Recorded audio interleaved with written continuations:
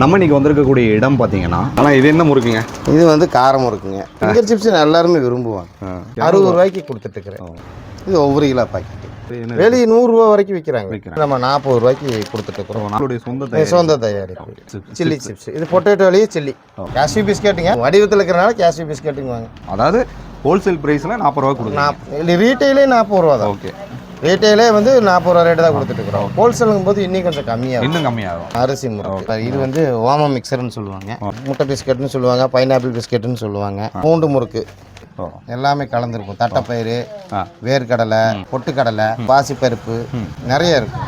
வெறும் அவிழ் மிச்சரு. அவிழ் மிச்சர், நேந்திரம், கார பூந்தி வாங்கி வைக்கிறேன். இது அமுதம் பால் முறுக்கு சொல்லவே தேவையில்லை. ஆளுகளை எல்லாம் வச்சோம்னு சொன்னால் அவங்களுக்கு ஒரு கூலி கொடுக்கணும், அவங்களுக்கு ஒரு சார்ஜஸ் பண்ணணும். அந்த இதெல்லாம் எப்படின்னா நம்ம இந்த பேக்கெட்டு மேலே தான் விழுகும். இனி 10 ரூபாய்க்கு நான் சேர்த்து விற்க வேண்டிய சூழ்நிலை ஆகிடும். இப்போ 40 ரூபாய்க்கு விற்கிறோம்னா இந்த இதெல்லாம் இல்லாததுனால நாம் கம்மியாக விற்கிறோம். இது வந்து என்ன சிப்ஸுங்க? இது மரவள்ளி சிப்ஸுங்க. மரவள்ளி சிப்ஸ். எத்தனை கிராம் இருக்குங்க நீங்கள் பேக் பண்ணுறது? இது 50 கிராம்லேருந்து 60 கிராம் வரைக்கும் பேக் பண்ணுவோம்.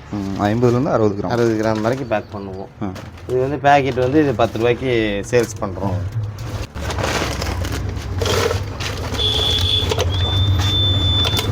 பேக்கிங் நீட்டாக இருக்கும் இல்லைங்களா? ஆமாங்க.